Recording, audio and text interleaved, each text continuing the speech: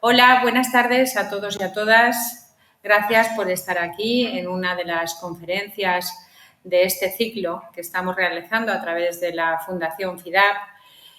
Lo primero, agradecer vuestra presencia a todos los colegiados y colegiadas que estáis en esta conferencia. Y lo segundo, presentarme. Soy Vicenta Esteves, soy secretaria de la Junta de Gobierno y esta tarde estoy con todos vosotros y vosotras para presentaros a una gran amiga y a una gran profesional, a una gran amiga que es la doctora doña Maripaz García Vera. Maripaz García Vera es catedrática de Psicología Clínica del Departamento de Personalidad, Evaluación y Psicología Clínica de la Universidad Complutense de Madrid, académica de número de la Academia de Psicología de España, psicóloga especialista en psicología clínica y directora del Grupo Internacional sobre Terrorismo y Construcción de la Paz de la Asociación Internacional de Psicología Aplicada. Tras disfrutar de una beca de formación de personal investigador de la Universidad de la Comunidad de Madrid, se doctoró en Psicología Clínica como premio extraordinario en la Universidad Complutense de Madrid y antes de incorporarse como profesora a esta universidad en 1993, trabajó como psicóloga clínica y coordinadora de programas en la Unidad de Voluntarios de Socorro y Emergencias de la Cruz Roja. Desde octubre de 2018 hasta abril de 2019, sirvió como subdelegada del Gobierno de España de la Comunidad de Madrid y posteriormente en abril de 2019 como delegada del Gobierno en la Comunidad de Madrid hasta febrero de 2020 que dejó el cargo. Desde su inauguración en 1999, fue durante más de 16 años directora de la Clínica Universitaria de Psicología de la Universidad Complutense de Madrid, un centro sanitario de la Comunidad de Madrid que, además de realizar actividades docentes y de investigación, presta asistencia psicológica a la comunidad universitaria y a la población en general. El mismo día de los atentados del 11M, la Clínica Universitaria de Psicología que dirigía publicó en Internet una guía de autoayuda psicológica tras los atentados del 11M, recibiendo más de 130.000 visitas. En los días posteriores a los atentados, con el apoyo de la Universidad Complutense de Madrid, puso en marcha un servicio especial de asistencia psicológica para las víctimas de los atentados. En dicho servicio se atendió a medio centenar de pacientes con síntomas y trastornos por estrés agudo y postraumático, depresivos y de ansiedad. Durante los años 2010 y 2012 colaboró con el Servicio de Psicología y Psicotecnia de la Guardia Civil en el diseño y puesta en marcha de un programa de atención psicológica para los guardias civiles y familiares afectados por los atentados terroristas.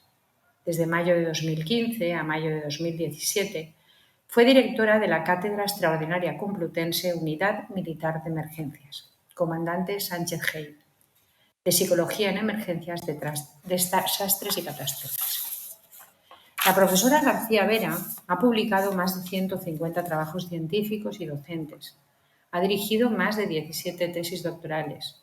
Sus investigaciones han versado sobre el tratamiento psicológico de diversos trastornos mentales y de la salud, como la hipertensión arterial esencial, el tabaquismo, los trastornos depresivos y de ansiedad o los problemas de violencia ascendente. En los últimos años, y en colaboración con la Asociación Víctimas del Terrorismo, se ha centrado en el tratamiento de las consecuencias psicopatológicas de atentados terroristas y su tratamiento. En 2016, García Vera colaboró en el estudio sobre los derechos de las víctimas de ETA, publicado por el Defensor del Pueblo de España.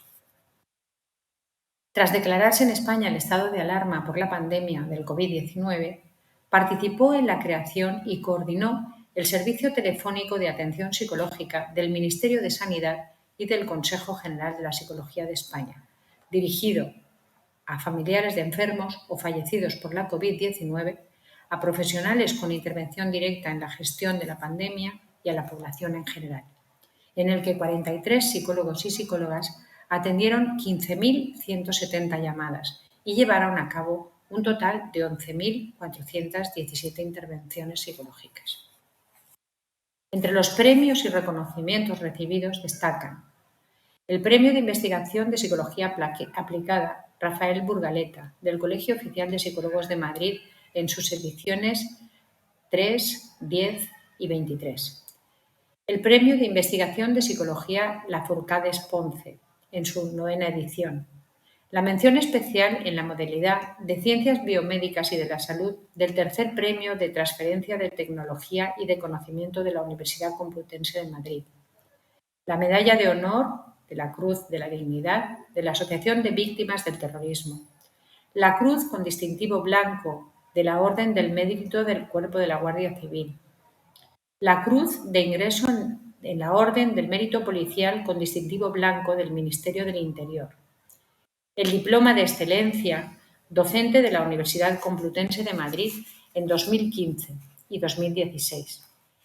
El nombramiento de la Colegiada de Honor del Col·legi Oficial de Psicología de la Comunitat Valenciana y el Premio José Luis Pinillos a la Excelencia en Psicología en el año 2019, al psicólogo español, destacado por su actividad profesional, concedido por el Consejo General de Psicología de España, la Conferencia de Decanos y Decanas de Psicología de las Universidades Españolas y la Academia de Psicología de España. Bueno, pues sin más dilación voy a dar paso a la conferencia que nos va a impartir esta tarde a todos nosotros y la doctora Maripaz García Vera, cuyo título es 10 cosas que todo psicólogo debe saber sobre el tratamiento de los trastornos mentales en víctimas del terrorismo. Una vez finalizada la conferencia, nos reuniremos otra vez para poder conversar con la doctora Paz García Vera. Un saludo y espero que disfrutéis de la conferencia. Nos vemos ahora mismo. Gracias. Buenas tardes. En primer lugar, quiero agradecer a la Fundación para la Investigación, Desarrollo y Aplicación de la Psicología que me haya invitado a participar en esta formación. Vengo a hablar de 10 cosas que todo psicólogo creo que debería saber sobre el tratamiento con víctimas de terrorismo. El tema del terrorismo, como otros muchos temas de nuestra sociedad que son realmente necesarios, se ha quedado un poco como oculto, ¿no?, detrás de la gran problemática que ha surgido a raíz de la pandemia. La verdad es que la magnitud del problema de la pandemia es tan grande que ha eclipsado otros muchos problemas económicos, sociales y, desde luego, psicológicos que son relevantes. Sin embargo, el terrorismo sigue siendo un problema a nivel global y, además, es un problema que está muy lejos todavía de resolverse o que podamos decir que las consecuencias del terrorismo de alguna forma pues han terminado. De hecho, en el año 2019 hubo más de 6.700 atentados en todo el mundo. Murieron unas 14.000 personas, resultaron heridas más de 14.500 y, bueno, pues hubo también numerosos secuestros y retenciones de personas. Y el año 2020 no ha sido una excepción, pese a la pandemia, ha habido numerosos ataques terroristas en todo el mundo. Especialmente en algunas zonas, como en Afganistán. De hecho, en Kabul hubo varios atentados terroristas gravísimos, tiroteos a santuarios, en colegios, también en universidades, pero ningún país está exento de esta problemática. De hecho, también en el año 2021 hubo atentados terroristas en Canadá. Hubo un tiroteo en el cual fallecieron 22 personas y fueron heridas 13, también en París, en Viena, de modo que creo que es importante poner de relieve que el problema del terrorismo sigue hoy existiendo y es uno de los grandes problemas a los que se enfrenta la psicología. A la hora de decir 10 cosas que todo psicólogo debe saber sobre el tratamiento de las víctimas del terrorismo, tengo que decir que la psicología científica ha acumulado un gran cuerpo de conocimientos a lo largo de la historia de nuestra disciplina, que de alguna manera pues, también se han abordado en otras temáticas que han sido, digámoslo así, estudiadas incluso mucho antes, ¿no?, que el tema del terrorismo. Se ha estudiado mucho en psicología sobre las guerras, sobre el maltrato, las violaciones, los desastres naturales, los accidentes de tráfico y, en los años más recientes, sobre los atentados terroristas. De hecho, si miramos la bibliografía, el número de publicaciones que existe, por ejemplo, sobre las repercusiones psicopatológicas que tienen los atentados terroristas, Podemos darnos cuenta fácilmente, como a través de este gráfico, que a partir de los atentados del 2001 se produce un punto de inflexión en nuestra investigación en el campo y empiezan a proliferar pues los artículos científicos que tratan de ver cuáles son las consecuencias psicopatológicas que generan los atentados terroristas. Partiendo de estos conocimientos y de las revisiones narrativas y metaanalíticas que han existido en los últimos años sobre las consecuencias psicopatológicas del terrorismo y su tratamiento, de alguna manera es como hemos construido estas 10 cosas que todo psicólogo debe saber. Tenemos revisiones metaanalíticas sobre las consecuencias que produce con respecto, por ejemplo, al trastorno de estrés postraumático y también con respecto a otros trastornos como los trastornos depresivos, de ansiedad, el abuso de sustancias y, muy importante, sobre los tratamientos con los que deben ser abordados las personas que tienen este tipo de psicopatología. Por lo tanto, basándonos en todos estos datos y en los resultados, algunos publicados y otros más recientes, pendientes de publicación, de nuestro equipo de investigación en víctimas de terrorismo de la Universidad Complutense, hemos extraído 10 conclusiones que tienen un suficiente nivel de convergencia y certidumbre y que son las que les voy a exponer a continuación. Tengo que decir que estos estudios que hemos realizado en nuestro equipo de investigación pues se han podido llevar a cabo gracias a la colaboración de la Asociación de Víctimas del Terrorismo, que tiene cobertura para sus asociados en toda España. Bien, la primera conclusión de la que debemos de partir, y es muy importante porque quizás haya muchos mitos sobre esto, es que tras un atentado terrorista, la mayoría de los adultos afectados no van a desarrollar ningún trastorno psicológico. Y todo lo contrario, que la mayoría conseguirán recuperarse normalmente. Esto es importante dejarlo claro desde el principio, puesto que muchas veces la sociedad tiende a pensar que cualquier persona que sufra un atentado terrorista va a necesitar un psicólogo para recuperarse. Y los datos nos muestran de forma contundente y muy clara que no es así. De hecho, por ejemplo, en el trastorno de estrés postraumático encontramos que entre las víctimas directas que han sufrido los atentados terroristas, pues hay una prevalencia de trastorno de estrés postraumático entre un 18 y un 40%, lo que quiere decir que hay un 60-80% de personas que no van a tener trastorno de estrés postraumático. En el personal de emergencias y rescate, que también con cierta frecuencia, aunque menos que las víctimas directas, tienen este tipo de trastorno, pues hay que reconocer que de un 95%, un 88-95% no tiene ningún problema de estrés postraumático posteriormente. Y todavía es mayor el porcentaje de personas de la población general que se va a recuperar sin tener ningún trastorno de estrés postraumático. ¿De acuerdo? Entonces partimos de este punto de vista que nos dicen con una claridad contundente los datos de que la mayoría de las personas que sufren un atentado terrorista no van a tener consecuencias psicopatológicas. Una segunda conclusión sería, sin embargo, que pese a que es cierto que la mayoría de los adultos no van a desarrollar trastornos psicológicos, hay que reconocer que el porcentaje de personas que los van a desarrollar está muy, muy por encima de la prevalencia de estos trastornos en la población general. Esto es importante para comprender, pues, a veces las repercusiones que todavía pueden tener los atentados terroristas en las víctimas. Y es muy importante, además, para tener en cuenta que podamos desarrollar medidas especiales en esta población, puesto que hay un porcentaje muy elevado de personas, de las víctimas del terrorismo, que tienen este tipo de trastornos. Y ese porcentaje está muy por encima del de la población general.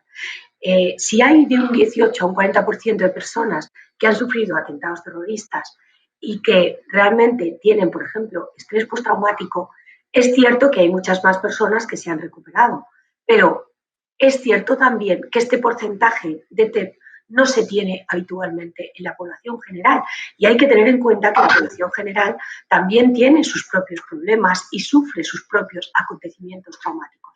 Y además hay que decir que esto es así tanto en España como, por ejemplo, en Europa, ¿no? De hecho, si nos fijamos, el riesgo de tener un trastorno de estrés postraumático se puede llegar a multiplicar incluso por 20 o por 40 en la población española. Algo menos en la población, por ejemplo, europea y en la población de Estados Unidos, que, como es bien sabido, es una población que está sometida a muchos más acontecimientos traumáticos. Pero, sin embargo, se puede decir en todos los casos y en todas las poblaciones que el porcentaje de personas, de víctimas de terrorismo que sufren el TEP está muy por encima del de la población general en todos los países. Una tercera conclusión tiene que ver con el hecho de que habitualmente cuando se habla de víctimas de terrorismo se piensa rápidamente en que la consecuencia psicopatológica puede ser el trastorno de estrés postraumático. Y esto hace que incluso a veces los psicólogos, cuando elaboran informes para las víctimas, estén buscando desesperadamente que se cumplan los criterios para el trastorno de estrés postraumático. Pero la realidad es que los datos que tenemos son muy sólidos a la hora de demostrar que los trastornos que pueden tener las víctimas del terrorismo van mucho más allá del trastorno de estrés postraumático, siendo los más frecuentes, por ejemplo, los trastornos depresivos, los trastornos de ansiedad, especialmente el trastorno de ansiedad generalizada, pero también trastornos de angustia, agorafobia, abuso de sustancias, por ejemplo. De manera que es muy importante que cuando pensemos en las consecuencias psicopatológicas que pueden tener las víctimas de terrorismo, no pensemos solamente en el trastorno de estrés postraumático. De hecho, los datos demuestran pues, que la prevalencia de trastornos es muy elevada de este otro tipo de trastornos, como se puede observar, ¿no? Especialmente el trastorno depresivo mayor, que, bueno, pues que alcanza porcentajes, pues en algunos casos bastante similares a los del trastorno de estrés postraumático. Y como decíamos antes, para el trastorno de estrés postraumático también hay que dejar muy claro que el porcentaje de personas dentro de las víctimas del terrorismo que sufren depresión, ansiedad generalizada, angustia, consumo, abuso de alcohol, es también muy superior al que tiene la población española. Y hay que decir que también podemos afirmar claramente que la probabilidad de tener estos trastornos en la población de víctimas del terrorismo pues es mucho mayor. De hecho, el riesgo se multiplica por 5, por 14, por 10 con respecto a la población general. Entonces, volvemos a insistir, también tiene muchos problemas a los que enfrentarse. Un cuarto punto que podría ser interesante también resaltar, sobre todo de cara a lo que es la práctica clínica, es que muchas víctimas presentan una alta comorbilidad. Es decir, que no solamente encontramos víctimas que tienen trastorno de estrés postraumático, sino que muchas veces tienen trastorno de estrés postraumático y depresión, o tienen depresión y trastornos de ansiedad, lo cual hay que decir que la literatura científica también ha asociado a una mayor gravedad, a una mayor cronicidad y a un mayor deterioro de la vida de las personas. De hecho, y es un tema bastante interesante desde el punto de vista clínico, un 13,2% de las víctimas que nosotros hemos analizado en nuestros estudios con una población de 507 víctimas españolas de terrorismo, hemos encontrado que un 13% de estas personas tenían una comorbilidad de trastorno de estrés postraumático y depresión. Y además es curioso que de ese 13% de personas que tenían TEP, bueno, de ese porcentaje de personas, el 27% de las que tenían TEP, un 50% de ellas tenían también depresión. O sea que es muy elevada la comorbilidad, por ejemplo, de tener TEP y además tener depresión. Y de las que tenían depresión, un 74% tenían también TEP. O sea que, en el fondo, nos estamos encontrando con algo que no parece excepcional, sino que parece muy frecuente. Y esto pues, es muy importante también desde el punto de vista clínico, ¿no? Porque complica a veces un poco la terapia, el trabajar con personas que, además de tener problemas de trastorno de estrés postraumático, problemas de ansiedad, pues tienen un trastorno depresivo con todo lo que ello conlleva. Más gravedad en los síntomas, un peor funcionamiento cotidiano y una mayor cronicidad, como seguramente vamos a apreciar ahora en las siguientes diapositivas. Una quinta información que considero que es muy relevante para las personas que trabajen con víctimas de terrorismo es el hecho de que los tratamientos deberían comenzar de forma temprana. Es importante tener en cuenta, y esto yo creo que hace muchos años que se ha estudiado, el National Institute of Mental Health en el año 2002 ya hablaba de la importancia de que la psicología trabajase en los diferentes momentos, ¿no?, de una catástrofe y de un atentado terrorista, en los cuales pues, los psicólogos pueden desarrollar diferentes funciones, ¿no? Por ejemplo, en las primeras 48 horas, todo el mundo sabe que es muy importante pues, el trabajo que se hace en primeros auxilios, aunque ciertamente falta mucha investigación en este campo, pero sería el campo de los primeros auxilios, de monitorizar un poco el ambiente, proporcionar apoyos y hacer un cierto seguimiento de las personas, especialmente aquellas que tengan reacciones más intensas o más relacionadas con posibles problemas, pues sería un poco la actuación que deberíamos llevar a cabo los psicólogos. En la fase de rescate, durante la primera semana, también la psicología tiene un gran trabajo que desarrollar, ¿no?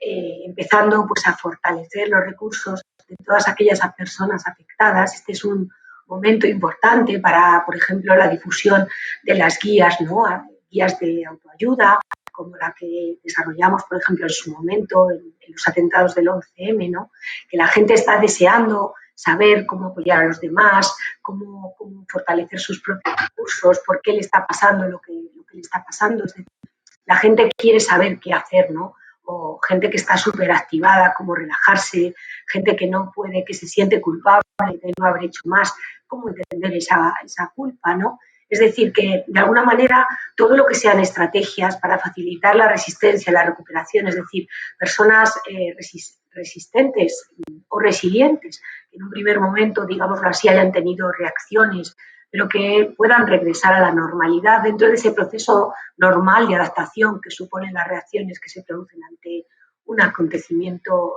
traumático, ¿no? De manera que también durante la primera semana sería interesante llevar a cabo este tipo de estrategias. Ya sabemos por la literatura científica que no sería el debriefing una de las recomendaciones, por lo menos el debriefing entendido como una terapia de desahogo emocional en la primera semana.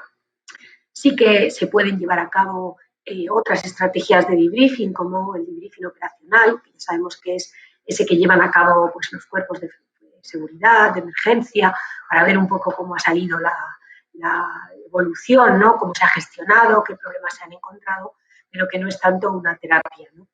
Y luego, pues a partir de esa primera semana de fortalecimiento, eso sí, siempre que se encontrasen ahí, pues por ejemplo, personas con problemas concretos, pues o bien a veces de violencia, o bien de reacciones, pues, reacciones de estrés agudo demasiado intensas, o peligro para la propia vida, que viéramos personas con riesgo de autolesiones, o bueno, pues en esos casos obviamente pues habría que intervenir desde un primer momento.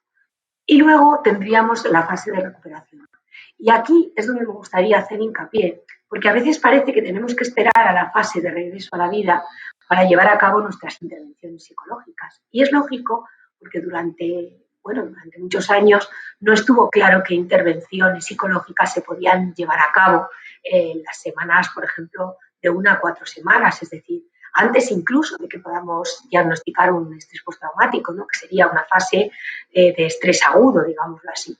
Entonces, sí que quiero hacer hincapié en que, además de los tratamientos que tenemos validados y que utilizamos a partir de pues ya más tiempo, cuando la gente ya pues, no se recupera por sus propios recursos, ¿no?, y requiere ayuda, pues también sería interesante que sepamos que hay tratamientos psicológicos que han demostrado su eficacia en esta, digamos, que podríamos denominar tratamientos psicológicos centrados, ¿no?, que no son los primeros auxilios, no son debriefing, sino que son tratamientos que están basados en los mismos modelos específicos en los que están basados los tratamientos que se hacen más a largo plazo, modelos en general cognitivo-conductuales, y que están dirigidos a eliminar aquellos síntomas o a reducir aquellos síntomas de estrés agudo, ¿no? Son tratamientos que se pueden llevar a cabo de 1 a 14 semanas y que de alguna forma pues todavía estarían en esa fase incluso de impacto y recuperación. Son tratamientos que suelen durar unas 4 o 6 sesiones, pero también tenemos en la literatura científica algunos estudios, como lo que hay sobre víctimas de un terremoto en Turquía, que aplicó una sola sesión con resultados bastante positivos. Bien, aquí estaría, pues para un poco fundamentar estas actuaciones, pues he recogido alguna bibliografía relevante de los últimos años que apoyan que sería este tipo de terapia cognitivo-conductual y no otras terapias que mostraría eficacia en el caso del tratamiento de estrés agudo. Estos tratamientos que decimos que son tratamientos tempranos. Y aquí tienen ustedes varios trabajos de investigación que recogen pues, esos estudios de eficacia de este tipo de tratamiento cognitivo-conductual. Un sexto mensaje que creo que sería importante es el de que los trastornos pueden aparecer en diferentes personas, ¿no? A veces tendemos a pensar que las consecuencias psicopatológicas solo pueden aparecer en los heridos, ¿no? Por ejemplo, o en los supervivientes. Y es importante resaltar que también hay otro tipo de personas que se ven afectadas por los atentados y que, de hecho, con frecuencia presentan también psicopatología, ¿no? Como es el caso de los familiares. Los familiares, por ejemplo, han sido los familiares de las víctimas del terrorismo que se estudiaron desde forma bastante temprana en nuestro país. Hay que reconocer que han sido bastante desatendidos, por ejemplo, por la literatura anglosajona, ¿no? Y hoy en día, pues sí que contamos con mucha información sobre cómo se ven afectados, por ejemplo, los familiares. También se pueden ver afectados el personal de emergencias, incluso las personas que viven en zonas cercanas a donde se han producido los atentados y en la población general. De hecho, los psicólogos sabemos y no nos cansamos, ¿no?, de contar a la sociedad entera y a otros profesionales que la huella psicológica que deja un atentado terrorista es mucho mayor que la huella médica, ¿no? Y afecta a muchas más personas. De hecho, los estudios de los que disponemos hasta la actualidad pues nos permiten decir que las víctimas directas estarían muy afectadas, por ejemplo, por el trastorno de estrés postraumático, hasta un 40%, como hemos visto antes, pero que también los familiares de fallecidos y heridos estarían bastante afectados, hasta un 30%, y después de ellos quizás el grupo más afectado sería el del personal de emergencias. Pero como vemos hay un salto en el cual ya vemos que la repercusión, por ejemplo, en el estrés postraumático, por ejemplo, de las víctimas directas con respecto a los familiares, pues hay un gran salto hasta el personal de emergencias, ¿no?, que estaría menos afectado. Y la población general, pues en último lugar. No solamente es importante también decir que todos los grupos, aunque unos están más afectados que otros, todos ellos tienen una prevalencia de trastornos, por ejemplo, estrés postraumático, mucho mayor que la población general, tanto en España como en Europa o en Estados Unidos. Es decir, yo continuamente creo que uno de los mensajes más importantes quizá de esta conferencia pues sería un poco explicar que, aunque no están tan afectados como a veces se piensa, porque a veces se tiende a pensar que todas las personas van a estar afectadas y la mayoría de la gente no lo va a estar, pero sí que es necesario también decir que hay un grupo de personas, especialmente las víctimas directas y los familiares, que están muchísimo más afectadas que la población general por estos trastornos. Es decir, que el riesgo de tener estos trastornos en la población de víctimas de terrorismo es muchísimo mayor que en la población general, ¿no? Que vive con sus dificultades y con sus problemas, obviamente, ¿no? Y que esto es así tanto para el trastorno de estrés postraumático como para otros trastornos, ¿no? Bien, hay algo que también considero que sería un mensaje relevante, ¿no? En nuestra sociedad tendemos a pensar pues, que de alguna manera las cosas se pasan con el tiempo, ¿no? Una especie de creencia que existe es que el tiempo lo cura todo. Y la realidad es que esta creencia pues no se ve fundamentada por los datos que tenemos, ¿no? En el caso de las repercusiones psicopatológicas que tienen en las personas que han vivido un atentado terrorista, pues vemos que hay pues, diferentes perfiles, digamos, de evolución en términos generales, ¿no? Parece que sí hay una cierta tendencia a que, por ejemplo, en la población general y en el personal de emergencias se vayan reduciendo estas, consecuencias psicopatológicas, tanto el TEP como la depresión, como otros problemas de ansiedad, parece que se van reduciendo y parece que además se nota bastante, ¿no? Cuando han pasado 1 a 3 meses ya se han reducido bastante, de 6 a 9 meses hay mucha mayor normalización, ¿no? En las respuestas, o sea que sí que se encuentra un poco ese perfil de que el tiempo va haciendo que la gente parezca que se va recuperando, pero también es muy importante resaltar que encontramos un cierto estancamiento, ¿no? En la situación, una cierta continuidad mayor en el perfil de las víctimas más directas, ¿no? Son las que parece que se recuperan peor según los datos que hemos encontrado en los diferentes estudios y en las diferentes revisiones. Incluso, y esto es importante, incluso a 5 años, a 10 años, a 20 años, a 30 años, a 40 años después de los atentados terroristas, vamos a encontrar un porcentaje elevado de personas que van a tener todavía trastornos psicológicos, ¿no? Especialmente en ese grupo que hemos dicho que sería el de los más afectados, que son las víctimas directas, las que han sufrido el atentado terrorista y aquellos que son sus familiares, ¿no? Los familiares tanto de las víctimas directas, heridas, como de las de los fallecidos. Esto es importante de cara a hacer, pues luego digámoslo así, un estudio, por ejemplo, proactivo para ver cómo está la gente, ¿no? Es cierto que todas las personas se pueden ver afectadas en un primer momento, pero no todas igual. Y a veces cuando hablamos, por ejemplo, de estudios, de cómo nos pasa un poco igual ahora, ¿no? Con la COVID, cuando sacamos estudios diciendo pues, que la mayoría, un 30%, un 40% de los sanitarios están afectados, que la población general también tiene muchos síntomas. Bueno, pues la verdad es que lo esperable es que la mayoría de la población general que desarrolle síntomas pues sería hasta cierto punto normal, ¿no? Porque la situación ha continuado con una cierta ansiedad. Pero eso no significa que esas personas vayan a tener a medio y a largo plazo trastornos psicopatológicos, al menos en su mayoría. Es más probable que aquellos sanitarios o las personas que han perdido su empleo, que han perdido sus recursos económicos, al ser más afectados directamente por la situación, es decir, tanto aquellos que han peligrado su vida como aquellos que han perdido sus recursos fundamentales para vivir, pues es normal pensar que se van a estancar más en esa recuperación y, por tanto, deberían constituir el grupo de aquellos a los que protejamos con un paraguas de protección, ¿no? Y hagamos un seguimiento y tratemos de fortalecer sus recursos psicológicos y no tanto a la población general. Pues algo así pasa con las víctimas del terrorismo, ¿no?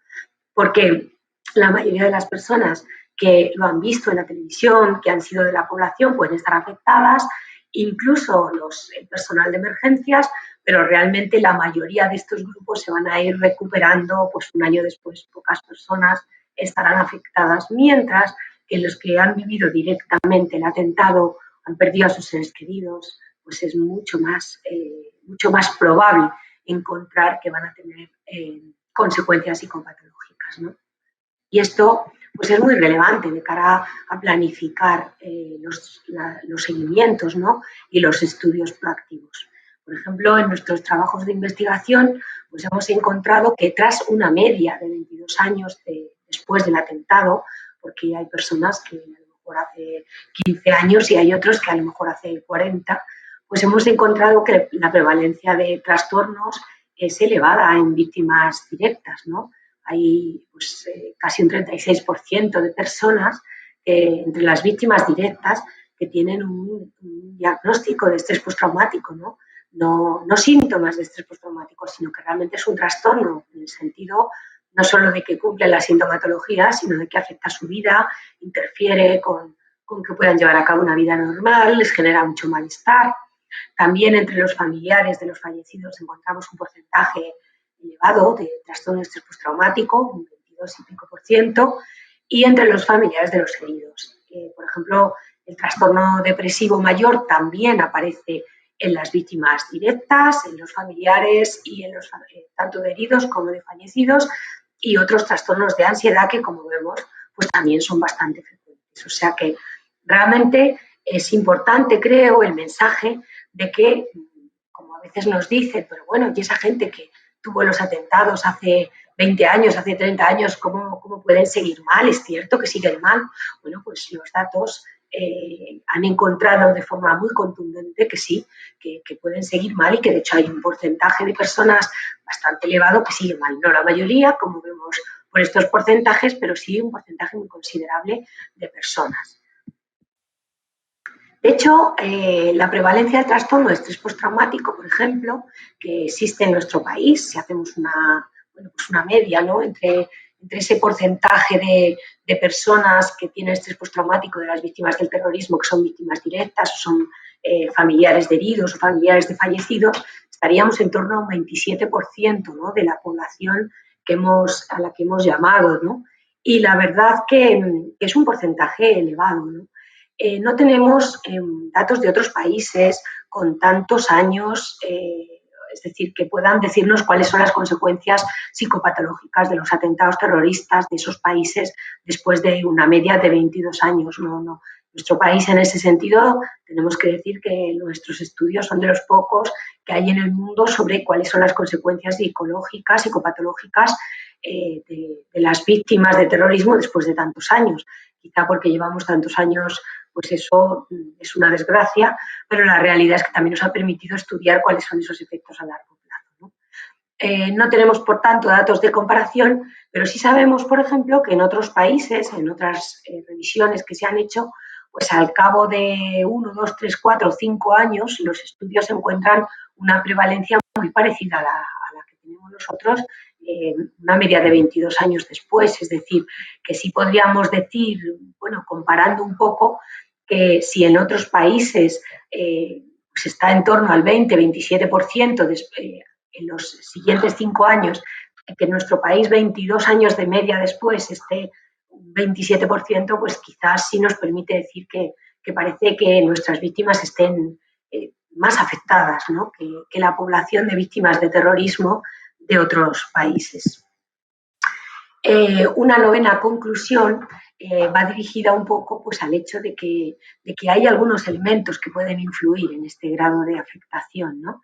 Y es importante, pues, mencionar, pues, todos aquellos que obviamente tienen que ver con aspectos que pueden aumentar la probabilidad de que las personas tengan mayor psicopatología, ¿no?, como por ejemplo, pues todo lo que tiene que ver con la victimización secundaria, o algunos aspectos que pueden ir justamente en la otra dirección, es decir, en tratar de amortiguar el efecto que producen estos atentados en las víctimas. Son aspectos positivos, como puede ser el apoyo social. Así que realmente tenemos que, por ejemplo, los factores sociales pueden realmente, según los datos de la literatura científica y los de nuestros estudios, parece que son habitualmente un amortiguador, ¿no?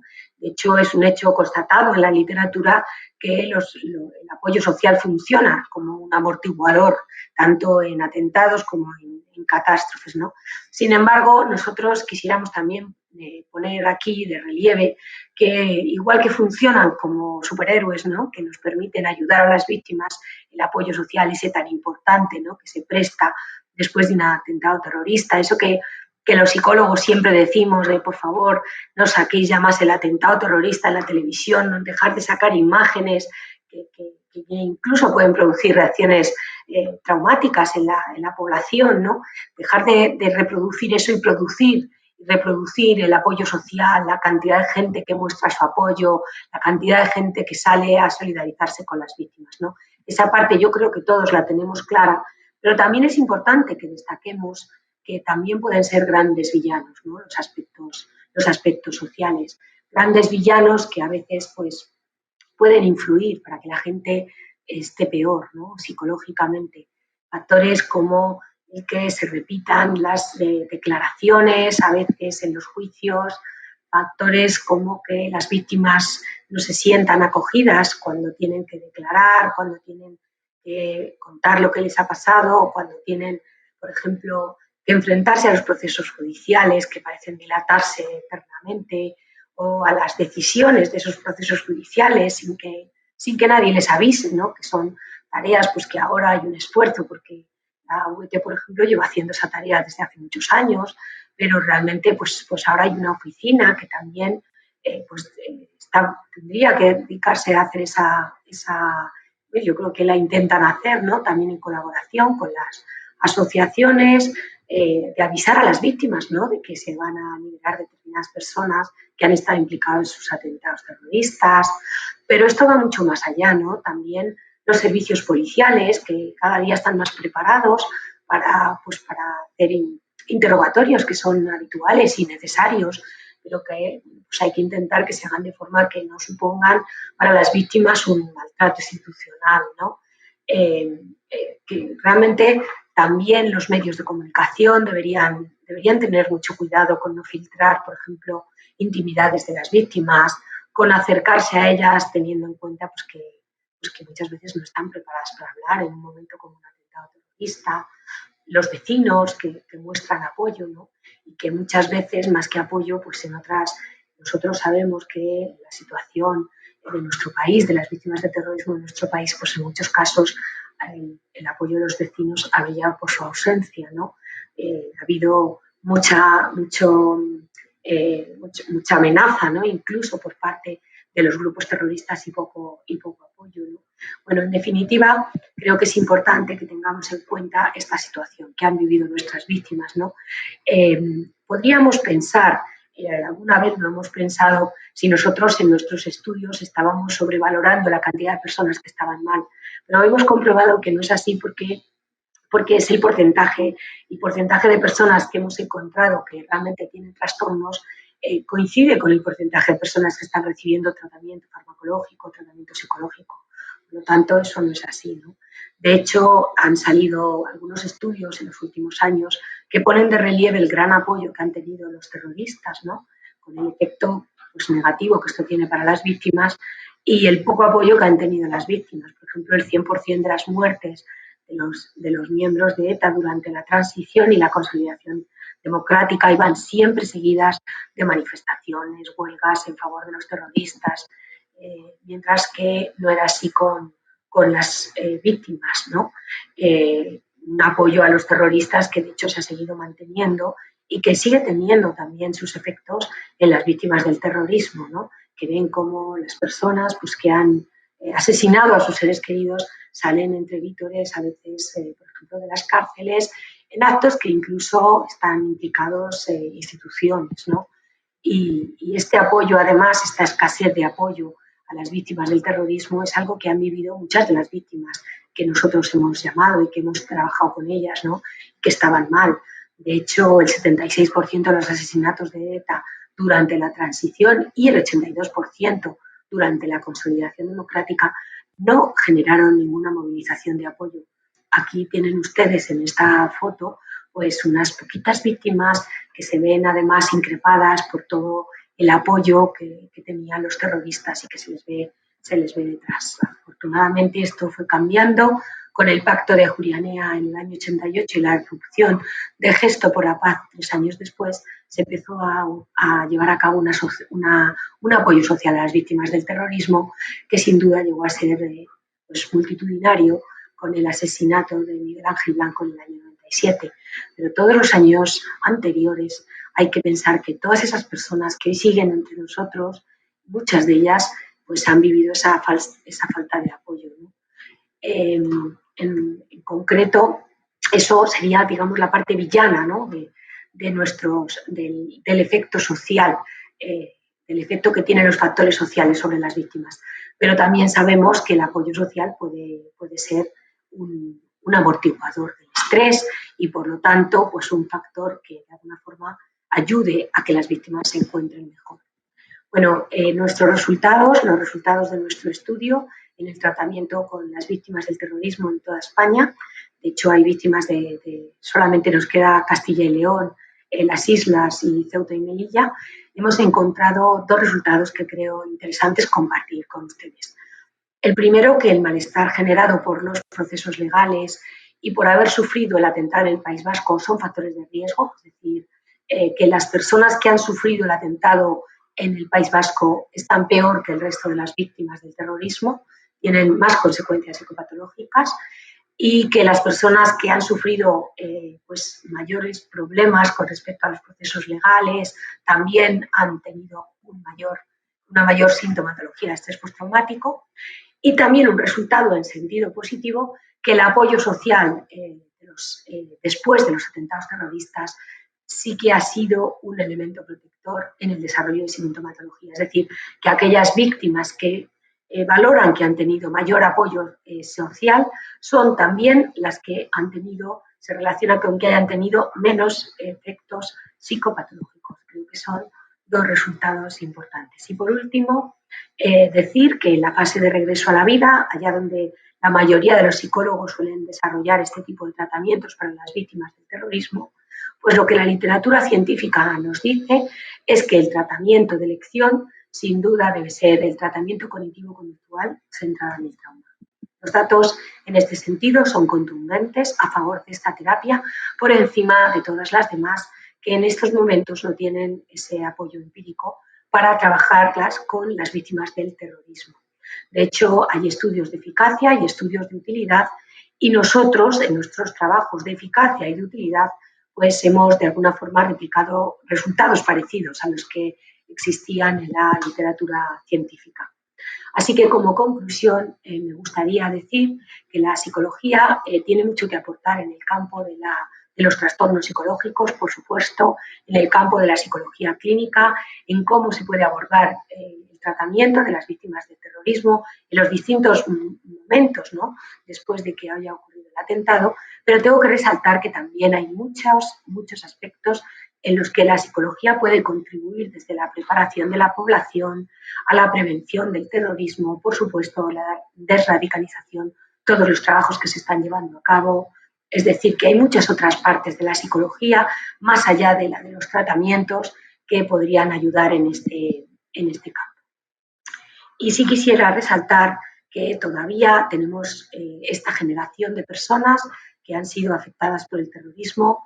Muchas de ellas son mayores, otras son de edades medianas, y creo que la generación como la mía, que vimos a lo largo de toda nuestra niñez y adolescencia cómo morían muchísimas víctimas, y realmente la sociedad no hizo nada, ¿no?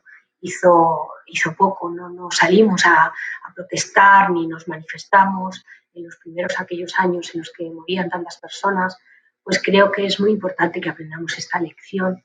Una lección que ya hace más de 50 años de su muerte decía Martin Luther King, y quiero terminar con esta frase, ¿no? Él decía: tendremos que arrepentirnos en esta generación no solo por las palabras y las acciones odiosas de los malvados, sino por el espantoso silencio de las personas buenas. Esperemos que todo lo que sabemos en psicología pueda contribuir a aliviar el malestar de aquellas personas y a tratar de contrarrestar un poco aquel daño y aquella falta de acción desde la sociedad. Muchísimas gracias. Hola a todos. Espero que hayáis disfrutado de la conferencia de la doctora García Vera. Mari Paz, ¿estás con nosotros? ¿Puedes activar tu micrófono y tu cámara? Sí. No sé si se me oye. Estoy en ello. A ver. Bueno, la verdad es que ha sido una conferencia maravillosa, como es Mari Paz, con esa dulzura, con ese cariño que trata lo que es, porque si algo tiene Mari Paz es que, aparte de ser una gran profesional, es una persona que sobre todo lo que se ve es bondad, cariño, y bueno, es una cosa que es fundamental para trabajar con este tipo de personas, ¿no?, con las personas que han sufrido estas desgracias. Bueno, pues yo, Mari Paz, darte la enhorabuena decirte que me ha encantado, que me escuchas, que me encanta escucharte siempre y que ojalá podamos compartir más veces. Y yo, respecto a lo que, a la conferencia que has estado, que nos acabas de ofrecer, te quería hacer una pregunta. Tú dices que los profesionales de la psicología, es decir, el personal de emergencias, que está más afectado psicológicamente que la población en general. Sin embargo, claro, estas personas están preparadas, conocen más que la población general, están mejor entrenados, estudian, es decir, se preparan. ¿Y por qué tienen más experiencia? ¿Y por qué nos pasa eso? Bueno, antes de nada me gustaría darte las gracias por las palabras tan bonitas que has tenido para mí. Se nota que hay mucho cariño, también os lo digo, porque realmente me ha parecido bueno, que me has hecho una presentación que, como suele decirse en estos casos, habla más de ti que de mí bueno, pues el gesto que habéis tenido conmigo. Quiero agradecer al Colegio de Valencia, de la Comunidad Valenciana, que haya participado en esto, implicándose de esta manera, por supuesto a la Academia y a la Fundación, ¿no? Y, y especialmente a ti, porque siempre eres muy cariñosa conmigo y me hace sentir que estoy siempre en mi casa, ¿no? Así que de verdad que muchas gracias. Se nota que eres muy buena psicóloga, porque la verdad es que hace que la gente se sienta muy cómoda y ya digo que habla más de ti la presentación que has hecho que de mí. La pregunta que has hecho, Vicenta, es muy buena, ¿no? Porque realmente es muy importante, porque a veces vemos las cifras bueno, todos los psicólogos tenemos la mentalidad esa bueno, hay un grupo que está más afectado, hay otro que está un poco menos afectado, hay otro que está...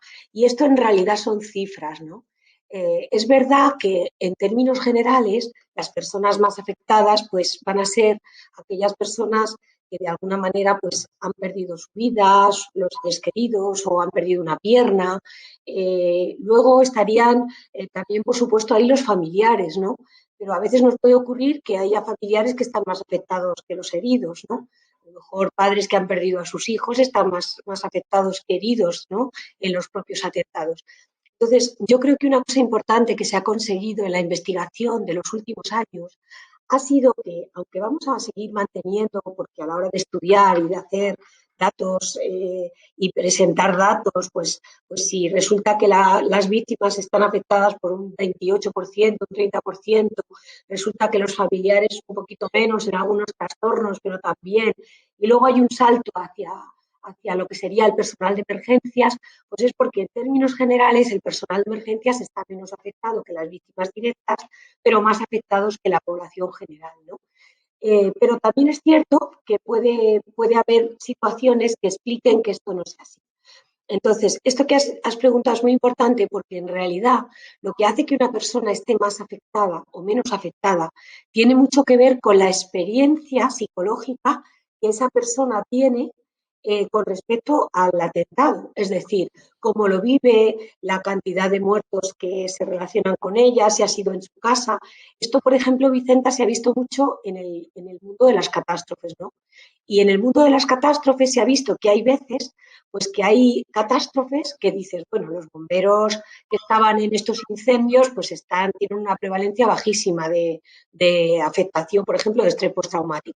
Y luego te vas a otros incendios, por ejemplo, hay estudios con los incendios estos que se montan en Australia, que son bestiales, que están allí durante semanas apagando el incendio, en sus propias casas, con zonas donde mueren gente conocida, con sus propios compañeros como pérdidas.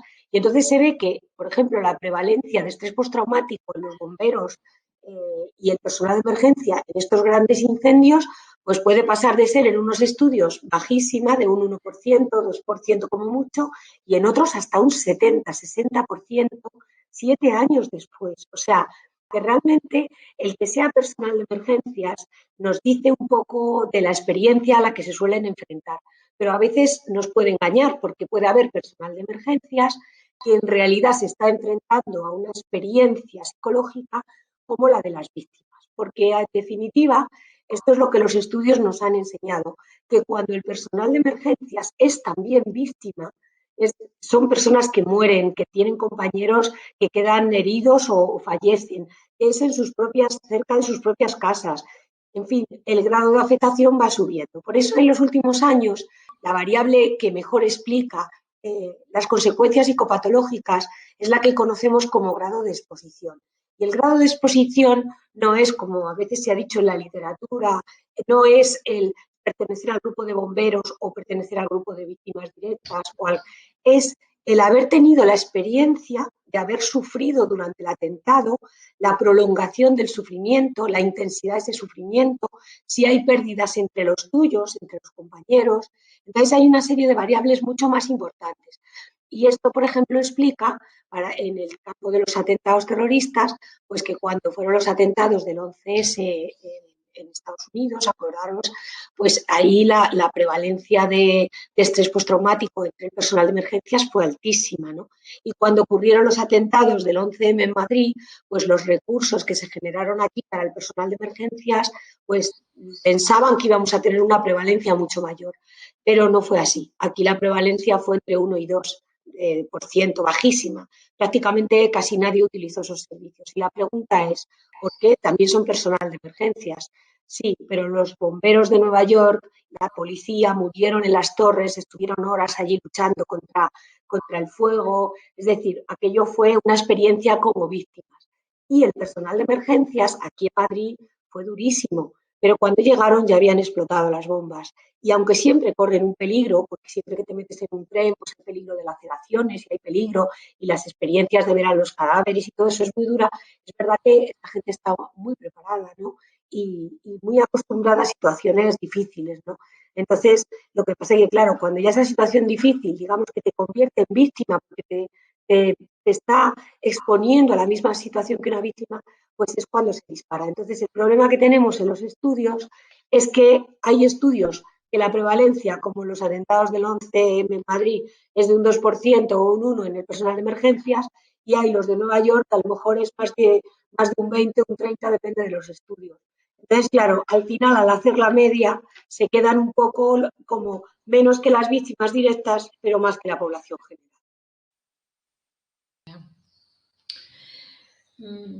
Maripaz, ¿y por qué las víctimas españolas tienen una prevalencia más elevada de trastorno de estrés postraumático que otros países? A ver, yo creo que aquí hay varias explicaciones que no son excluyentes, ¿no? La primera tiene que ver con lo que acabamos de decir, es decir, la experiencia de una víctima del terrorismo puede ser muy diferente, ¿no?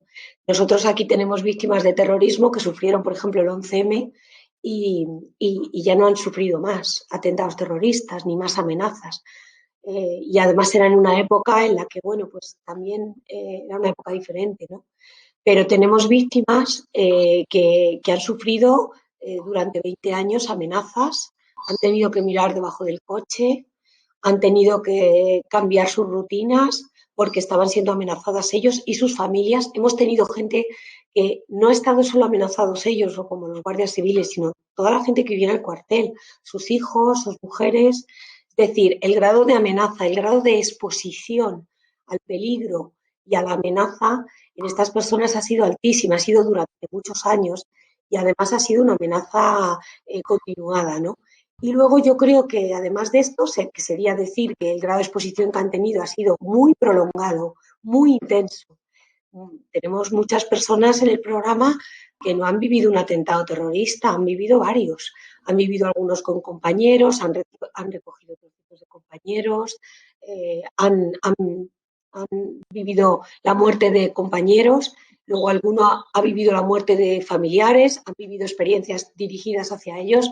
Es decir, el grado de exposición de estas personas a los atentados es altísimo y a la amenaza. Eso yo creo que sería una de las razones, ¿no? Que han sido muchos años de exposición a los atentados terroristas y a las amenazas. Luego creo que otro aspecto que podríamos decir, ¿no? Quizás, es que, bueno, tampoco creo que hayan tenido en muchos casos el tratamiento psicológico adecuado, ¿no? En algunos casos hay que ser sinceros, ¿no? Prácticamente no existían tratamientos psicológicos, todo el desarrollo que se ha hecho desde el año 2001 en tratamientos psicológicos para las víctimas de atentados terroristas no existía antes y en los años del plomo y, bueno, pues muchas personas hace 40 años no recibieron prácticamente ninguna atención, ¿no? Entonces, yo creo que quizás eso también es otro elemento que debemos de contemplar que puede estar ahí. Y luego yo creo que hay varios que hemos estudiado y se han estudiado en la literatura y que son importantes, ¿no? Por ejemplo, todos los que nos dedicamos a la psicología hemos leído muchos estudios del efecto amortiguador que tiene el apoyo social, ¿no? De hecho, es algo que nos preocupa a veces en la pandemia, ¿no? Cómo se habrá gestionado esto del apoyo social con tantas dificultades, ¿no? Y realmente el apoyo social es un amortiguador. Y en las víctimas del terrorismo no es una excepción, ¿no? Nosotros tenemos estudios que demuestran que las personas que percibieron mayor apoyo social después de los atentados son las que están mejor y las que percibieron que tenían menos apoyo social son las que están peor. De hecho, las víctimas del País Vasco, ser víctima del País Vasco es un factor de riesgo con respecto a esas consecuencias psicopatológicas. Es decir, realmente la historia y el seguimiento a largo plazo también nos permite hablar un poco de esto, ¿no? Entonces, claro, hay que ponerse un poco en la situación de estas personas a lo largo de tantos años, ¿no? Lo comentaba en la presentación, es que el 100% de las muertes de los terroristas o por accidente o por lo que fuera tenían manifestaciones en la calle, salía todo el mundo a apoyarles y en cambio las pobres víctimas del terrorismo pues es que no tuvieron apoyo prácticamente ninguno durante toda la consolidación democrática, la transición. Es decir, bueno, ya habéis visto una foto que a mí me parte el alma cuando la veo, ¿no? Que es la de 4 o 5 víctimas que están, 5 personas apoyando. Todo esto está en los estudios, esto que ha hecho el informe Foronda, ¿no? Que es muy interesante, y se ve que el 76% de los asesinatos de ETA y el 82% durante la transición no generaron ninguna movilización de apoyo. Y cuando salía la gente, ya habéis visto cómo salían 6 o 7, como muchísimo, al principio, y tenían detrás pues una gran cantidad de gente apoyando a los terroristas. O sea, yo creo que eso ha sido importante. Es verdad que en los años 80 empieza a cambiar lentamente y al final se consigue un apoyo, pero toda esa gente ha vivido todos esos años, ¿no? La gente mataban a su marido y se iban y les decían a los niños en el colegio que no dijeran nada. No podían tender los uniformes de los guardias en la ventana para que nadie supiera que eran guardias civiles. O sea, es que lo que ha pasado a esa gente no lo sabe, la sociedad no lo sabe, lo saben algunas personas, ¿no? Pero no lo sabe la sociedad y realmente eso yo estoy convencida que tiene que haber hecho mella sobre las consecuencias psicopatológicas, no me cabe ninguna duda. Pero es verdad que no podemos decir tanto peso a esto, porque no lo sabemos. Lo que sí sabemos es que sí que se relaciona la falta de apoyo con que esté peor. La verdad es que es tremendo porque, claro, estás hablando, yo ya tengo mi edad y la verdad es que yo viví en mis propias carnes una experiencia personal y es que me auxiliar la asesino de ETA aquí en Valencia, Fíjate. con la que yo trabajaba. Y la recuerdo mucho y la verdad es que me emociona lo que estás diciendo, ¿no? Porque dejo 2 hijas y un marido y se fue un viernes, cogió fiesta un sábado y ya no volvió el lunes. Entonces, la verdad es que es muy doloroso, es muy doloroso. De todas maneras, Maripaz, fíjate que cuando ocurre una desgracia tan grande como ha ocurrido en Madrid, en el atentado, como ha ocurrido también en el tren que ocurrió en Galicia, cuando ha ocurrido aquí, a lo mejor en Valencia, alguna desgracia, es verdad que las instituciones inmediatamente se ponen en contacto con nosotros para que de alguna manera los psicólogos de emergencias y los psicólogos que están preparados para trabajar en este tipo de cuestiones, pues el colegio de alguna manera haga pues un poco lo que se hizo, ¿no? Cuando estuviste tú coordinando en Madrid el teléfono de la COVID. Pero una vez pasado esto, Maripaz, se olvidan. Quiero decir, hay muy poquitas comunidades que tengan convenios con la administración para atención a este tipo de cosas, porque yo siempre pienso lo mismo, de la misma manera que hay bomberos por si hay un incendio, de la misma manera que hay enfermeros, enfermeras, médicos, por si hay, que hay en un SAMU, por si hay una desgracia, tendrían que haber psicólogos de emergencias contratados para luego poder, ya no solamente la atención en ese momento, ¿no? Que como tú muy bien has dicho es importante, no importantísima, porque dependiendo de la atención que tú les das en las primeras horas vas a tener un duelo de una manera o de otra, ¿no? Pero, quiero decir, ¿por qué luego el gobierno, las instituciones no son capaces de hacer no sé, de poder contratar personal, contratar psicólogos para que se pueda hacer ese seguimiento? Porque es verdad que la atención de emergencias hay que hacerla en los primeros momentos, pero luego ese seguimiento no se puede hacer en los centros de salud, porque los centros de salud no dan para que se pueda atender a estas personas, porque hay bastantes problemas hay con la salud mental. Si estamos hablando de lo que es la parte pública, ¿no? Entonces, sinceramente, ¿de qué manera tendríamos que nosotros dirigirnos, por ejemplo, en este caso al gobierno valenciano, que es el que a mí me corresponde en este momento, ¿no? ¿Cómo nos tendríamos que dirigir a las instituciones para, de alguna manera, inducirles a que sean capaces y conscientes de que la necesidad que tienen de psicólogos de emergencias? Porque de verdad que hemos intentado hacer convenios, nos hemos acercado, hemos hecho propuestas, hemos hecho un montón de cosas, pero no se acaba de consolidar. Perdona que me he excedido quizás a lo No, mejor. no, no, no, que al contrario, te escucho totalmente de acuerdo contigo y sé que es un problema difícil, ¿no? Yo te puedo decir, no sé cuál puede ser la mejor solución, yo te puedo decir qué pienso yo de cuál podría ser alguna de las cosas, ¿no? Que motivan eso, ¿no? A ver, la primera de todas, y creo que esto es importante que todos lo tengamos en cuenta, si hay una parte de la psicología que tiene visibilidad cuando ocurren estas cosas, pues es la parte de la psicología de emergencias, ¿no? Y quizás la psicología clínica y psicología de emergencias, diría yo, ¿no? Porque realmente la psicología tiene muchos otros conocimientos que muchas veces cuesta mucho más trabajo darles visibilidad, ¿no? Todos sabemos que se ha echado mucho de menos muchos más psicólogos en todos los sitios que trabajan en el tema de la comunicación, de psicólogos sociales, en fin, psicólogos de la salud para las prescripciones y tal. Claro, hay que decirlo, y esto yo creo que es importante, que dentro de lo que hay, la psicología de emergencias ha sido un boom y que la sociedad hoy en día prácticamente ocurre algo y enseguida pide psicólogos, ¿no? Y eso no deja de ser un gran avance para una disciplina tan joven como la nuestra, ¿no? Yo creo que eso hay que verlo porque es importante y ese cambio está producido, ¿no? Y de hecho, pues estos teléfonos que hemos montado, la cantidad de recursos que se han generado en toda España, en nada de tiempo, en una semana, en 15 días. Nuestra profesión es una bestialidad, ¿no? La capacidad que tenemos todos, ¿no? Unos en un sitio, otros en otro, de empezar a generar recursos extraordinarios para cubrir las necesidades de una sociedad que no tiene psicólogos en el Sistema Nacional de Salud, ¿no?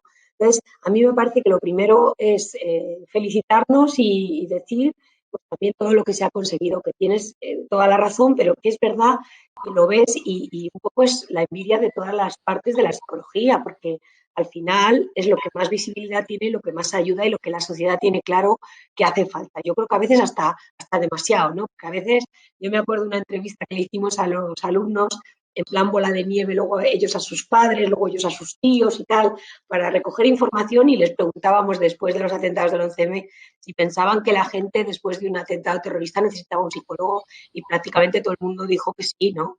Cuando sabemos que no todo el mundo, ¿no? Lo que pasa es que, claro, no todo el mundo, aunque sea un 20% en el caso de la pandemia, pues eso, o en el caso de que sean 10 millones de personas, un 20% es muchos, aunque no sean todos, ¿no? Entonces, yo creo que eso sería lo primero que yo dejaría sobre la mesa, ¿no? También un cierto sentimiento de orgullo de la movilización de la psicología. Somos una bestialidad, o sea, yo creo que no hay profesión como la nuestra, cómo se moviliza todo el mundo, ¿no? A veces te dan más recursos, a veces no te dan ninguno, pero nosotros somos inasequibles al desaliento y seguimos trabajando y se han hecho miles de cosas. Ahora estamos preparando un artículo con la cantidad de recursos extraordinarios que se produjeron y es que de verdad que es que te emocionas viendo, ¿no? Eso por un lado, ¿no? Pero es verdad lo que dices, es verdad que habría que convencer, habría que ver por qué es tan difícil, ¿no? Convencer a las instituciones de que tienen que dedicar ahí fondos. A ver, yo creo, pero es una opinión personal, y a lo mejor no es acertada, pero mira, yo creo que uno de los problemas de la psicología de emergencias está en su propia concepción de lo que es la psicología de emergencias. Cuando tú, por ejemplo, ves cómo se trabaja en otros países en psicología de emergencias, pues no ves lo que se ve aquí, que además, yo no sé si por convicción, porque la gente que es de emergencias a veces no se siente clínica y la que es clínica no se siente de emergencias, pero a veces se corta entre una intervención y otra. Y la gente hasta te lo dice, ¿no? Mira, yo estuve haciendo una investigación con Cruz Roja y nos costó muchísimo, y eso que yo he sido psicóloga de Cruz Roja y tengo allí muy buenos amigos, pero a la gente le chirriaba mucho el que pudiéramos llamar a las personas a las que se había atendido en un accidente después, ¿no? Porque decían que la intervención de emergencias termina cuando se acaba la intervención de emergencias. Y eso, que se ha defendido a ultranza durante muchos años, hace que se corte ahí todo, ¿no? Cuando realmente es como que la gente no piensa que eso tenga que tener continuidad. Cuando tú propones hacer un seguimiento, te miran con cara como diciendo, no, lo de las emergencias acaba aquí o como mucho dentro de una semana.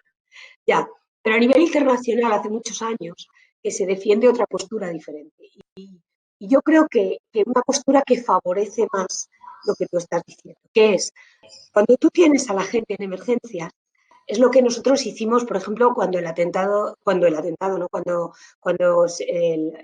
cuando aquel chico estrelló el avión de Germanwings y mató a toda la gente que llevaba dentro, ¿no? Entonces, ahí lo que hacíamos era hablar con todas las víctimas y recoger información de cómo estaban. Y luego no lo pudimos hacer porque no nos dejaron hacerlo, porque luego tienes que pedir permiso al gobierno para hacerlo, ¿no? En este caso, pues a los que llevaban Fomento. Les pareció que no se hacía, pero la idea era la misma que se hace a nivel internacional. Tú valoras cómo está la gente y decides quiénes están más graves y quiénes están menos graves. ¿Por qué? Porque luego eso no lo vamos a tratar los psicólogos que estamos allí, ni seguramente los de emergencias, ni los de Cruz Roja. Se encargará una empresa, o se encargará un centro de psicología, o se encargará quien se encargue, o irán al Sistema Nacional de Salud, cada uno como pueda. Pero nadie te asegura que los que más lo necesitan vayan a tener ayuda. Porque, primero, para empezar, los que más lo necesitan muchas veces no llaman. Y a veces se les llama para hacer seguimientos, pues si tienen un contrato con un centro de psicología en Madrid y les llama el centro, ¿qué te crees? ¿Que va a llamar justo primero al que más lo necesita? No, cogen un listado y ya está. Entonces, lo que nos ha faltado siempre es darle continuidad a la labor de emergencias, establecer unas prioridades sobre las personas que están mal para seguirlas, pero además seguirlas las primeras, a los que están solos, a los que beben, a los que no tienen apoyos sociales. A esos hay que llamarlos ya y luego ir llamando a todo el mundo. Entonces, si utilizáramos los conocimientos que tenemos, los algoritmos que podríamos incluso hacer sobre qué cosas hacen que las personas tengan más o menos riesgo psicopatológico para llamarles y dar esa continuidad, pues de alguna forma estaríamos prolongando la labor del psicólogo de emergencias, porque en realidad el psicólogo de emergencias tiene que tener mucha preparación en controlar cuáles son por ejemplo, la utilización de recursos de policía, de miles de cosas, pero también tiene que ser un buen clínico, porque también puedes tener allí pues unas agresiones y tienes que intervenir para ver cómo la gente no se mate entre ellos, también, o sea, tienes que saber mucho. Entonces, yo creo que esa continuidad sería ideal. Y además te digo que eso creo que va en contra. Creo que va en contra porque en el fondo el sistema de salud no se siente implicado realmente, van como aparte y además es una cosa que la puedes cerrar, se cerró. Entonces, yo creo que eso es un error. Luego, otra cosa que también creo que es otro problema, y esto hay que hacer un poco también de autocrítica, ¿no? Es que no hay investigación y esto es un problema. Porque todos sabemos que cuando ayudamos a una persona en emergencias, le estamos ayudando. De hecho, yo me acuerdo cuando el teléfono, es que la gente nos decía, ¿queréis que llamemos al presidente del gobierno para darle la gracia? No llames a nadie. Llamamos al colegio, no llames a nadie. Lo importante es que estés bien y tal. O sea, la gente está súper agradecida. Pero los psicólogos sabemos que estén muy agradecidos tiene un efecto muy importante, pero no lo es todo, porque yo tengo algunos pacientes que nunca dejaron de fumar y que están súper agradecidos, vienen todas las navidades a verme, pero claro, no dejaron de fumar. Entonces, por un lado hay que medir el grado de satisfacción con los servicios y por otro lado hay que medir el grado de eficacia de nuestras intervenciones. porque si no queremos que parezca lo mismo una señora que está de voluntaria en Cruz Roja, que es ama de casa, otro que es abogado y otro que es psicólogo, pues entonces tendremos que demostrar que lo que nosotros hacemos ayuda, para empezar, de forma efectiva, que lo hace más que otras intervenciones y que además lo hace a corto, a medio y a largo plazo y que evita recursos del Sistema Nacional de Salud. Y eso implica investigación. Y la investigación que se hace en emergencias es muy poca, es muy poca. De hecho, en Petit Comité, entre nosotros, podemos decir claramente que muchas veces se defiende que lo que nosotros hacemos baja la activación de la gente y por eso van a estar mejor, pero eso también habría que demostrarlo. Entonces, yo creo que nos falta investigación, nos falta la idea de continuidad y luego nos falta también años y nos falta hacer lobby, eso está claro. Nos falta hacer lobby en todos los sitios. Tenemos que juntarnos todos los psicólogos y tratar de hacer un plan estratégico para conseguir, por ejemplo, lo que tú has dicho, ¿no? Que realmente haya psicólogos de emergencias que estén contratados y que no parezcamos siempre los voluntarios, ¿no? Yo creo que lo del teléfono del ministerio fue un hito porque lo pagó el ministerio y el colegio, pero fue una cosa que, bueno, indicó que, que pensaban que nuestro trabajo merecía eso y creo que eso va a ir a más. También creo que no debemos perder la ilusión porque somos muy jóvenes como disciplina. Sí, así es, así es. Y bueno, y el ser joven tiene una cosa y es que tiene fortaleza. Y como tú has dicho, pues la verdad es que has dicho dos cosas que a mí me han parecido maravillosas. La primera, que es la profesión más bonita que tenemos, o por lo menos así es como la vivo yo. Y lo segundo, que somos muy jóvenes. Y si somos jóvenes, pues evidentemente vamos a ser más fuertes y vamos a tener más capacidad para buscar, para luchar y para poder pues, enfrentarnos a estos retos que nos depara el tiempo en el que vivimos. Pues bueno, Maripaz, yo no me canso de escucharte. Estoy segura de que mis compañeros y compañeras de aquí de la Comunidad Valenciana tampoco se han cansado de escucharte, como hemos hecho en anteriores ocasiones cuando has venido a estar con nosotros en las jornadas en directo. Tengo muchas ganas de poderte ver en directo, tengo muchas ganas de poder interactuar contigo en otra jornada, en otra conferencia, pero donde podamos tocarnos ya, que ya está bien, tocarnos, abrazarnos y sentir que estamos pues un poquito más cerca, aunque pues bueno, podemos estar a través de las redes, podemos estar muy cerca también. Yo sé que todos mis compañeros y compañeras han estado muy cerca de ti, igual como yo, y bueno, me reitero en agradecerte el que hayas estado con nosotros en la Fundación de la Psicología del FIDAP, la Fundación de la Psicología de la Comunidad Valenciana, y un besito muy grande. Muchísimas gracias, de verdad ha sido un placer y un lujo estar aquí compartiendo este tema con vosotros. Cuídate mucho. Muchísimas gracias. Hasta luego.